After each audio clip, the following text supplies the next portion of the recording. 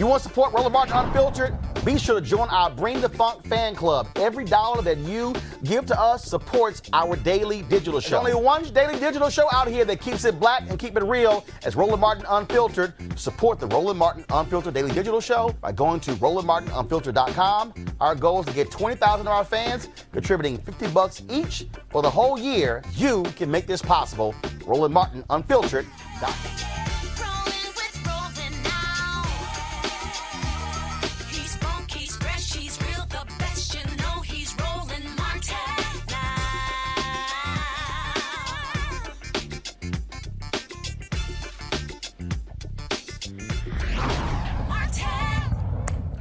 All right, folks, the most arrogant, narcissistic, lying president we've had in modern history is talking right now.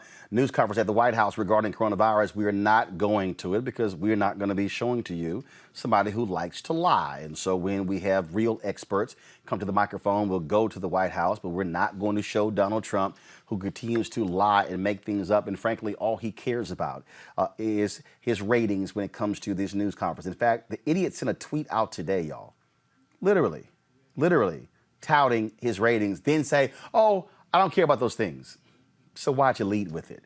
Yes, you do. So when experts talk, we'll go to it. He's talking, ain't gonna happen. All right, folks, as of today, we have 811,478 confirmed coronavirus cases in the United States.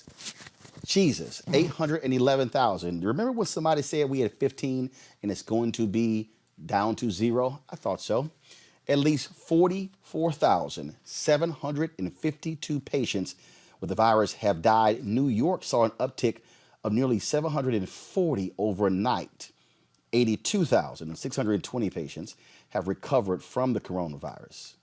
New York Governor Andrew Cuomo continues to update us with good news in his daily briefings. The net hospitalizations are flattening and the apex in the state is going down. Overall, the total hospitalizations are basically flat from where they were yesterday.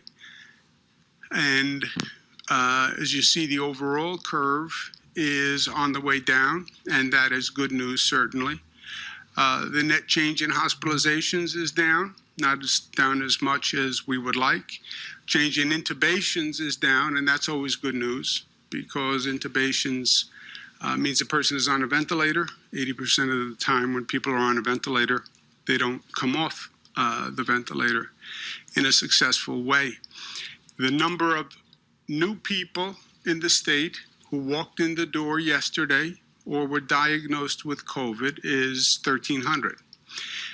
That is down, and that's good news relative to really bad news, which is what was happening up until then, right? We have to remember our calculus of good, our definition of good has changed here.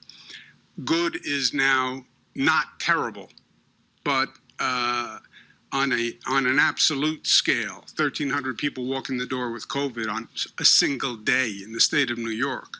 That would not be good news in any other context besides the context we're living in.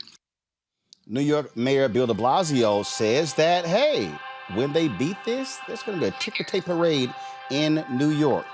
Watch this. All right, we're trying to see if we can get this to play. Many people are slamming the mayor for this decision.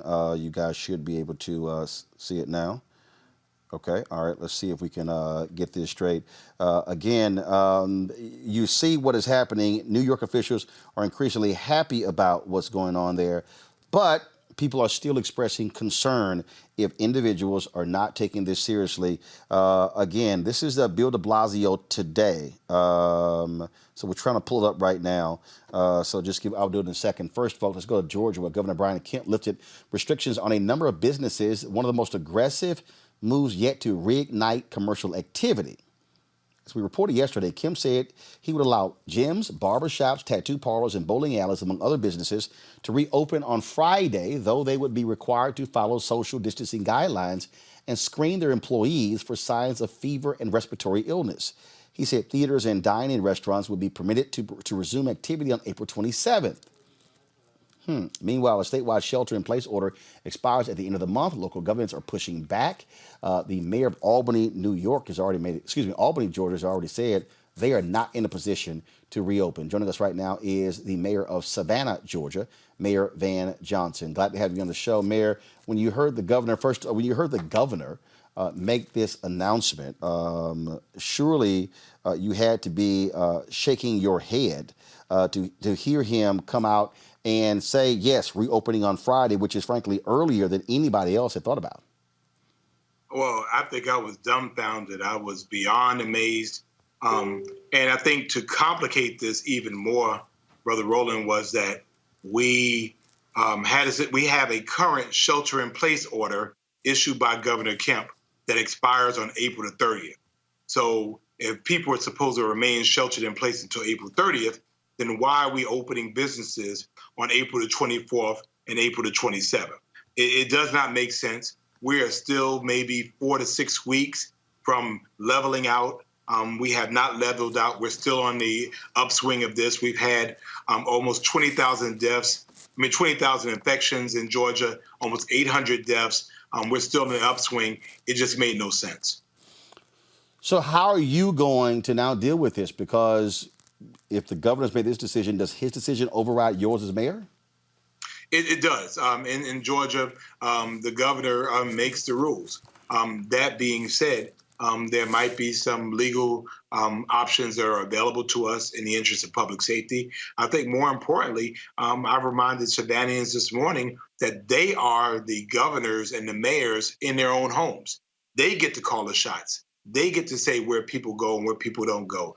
They get the opportunity to decide that they're going to stay in. It is so clear that the science in this case is really the prevailing factor, and there is no science, no data to support Georgia opening at this point.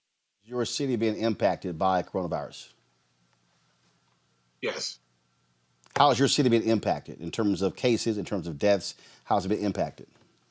Well, Savannah has been, I think, relatively blessed. We've had the opportunity. We, at this point, in our county, about 185 cases and relatively 5 deaths. But that is because I think we got ahead of it early. We canceled the second largest St. Patrick's Day celebration and parade in the country. But then if you go just 4 hours southwest of us to Albany, Georgia, they have more cases than really anywhere in Georgia. They have more deaths than anywhere in the country. Is certainly crazy what's happening here. Have you heard from businesses? Are they actually going to open? Have you heard from residents? Are they going to go to those businesses, or are people still afraid? Well, we've been really fortunate again to have people. Our mantra has been that we will keep the faith, but we'll follow the science. So we've had businesses here that have been following the science. So we have a bunch of folks, a bunch of businesses that say, you know what, we're in pain right now. We understand it, we get it, but we want to do it when it's safe. Savannah is also blessed with a large religious community. And so I've asked our churches, our mosques, and our synagogues, and our temples to remain closed, to continue their technology and distance worship services, because in Albany, the infections occurred from funerals. So again, we have the benefit of looking through the lens of what's happening in New York and what's happening in Albany. We understand what the science is. We cannot have people together, and we cannot be reckless about this. All right, then, Mayor Van Johnson, we surely appreciate it. Thanks for joining us at Roland Martin Unfiltered. Thank you. All right, Alpha Man there. All right, then, appreciate that. All right, folks, let's now go to, first of all, in the midst of the coronavirus pandemic, some U.S. governors, as I said, are set to reopen their state's economy. You talked about what happened there with Kemp. Now, in accordance with White House recommendations and against the advice from health experts, governors in South Carolina, Tennessee, Alaska, and Georgia have all plans to ease restrictions this week. Now, again, we still are coming from, the White House is still talking about in terms of what's happening here. What you really have is them pushing this whole thing into the hands of these governors. Now, smart governors, unfortunately, many of them are in blue states. They are being extremely cautious. You do have folks like Larry Hogan, governor in Maryland, who's Republican, who are saying they're not going to rush into this. But these southern states. Now, why is this critical? Because first of all, these southern states, many of them have some of the worst health outcomes in America, some of the worst education outcomes in America. There's a reason they still have this sort of this mindset that is pre-Civil War. That's what you're dealing with when you talk about many of these red states in the South. Why does it matter to us? African Americans live there. They're being greatly impacted by these ridiculous decisions by these governors. They are chancing the possibility of coronavirus increasing across this nation. I want you to like, share, and subscribe to our YouTube channel, youtube.com/Roland S. Martin. And don't forget to turn on your notifications.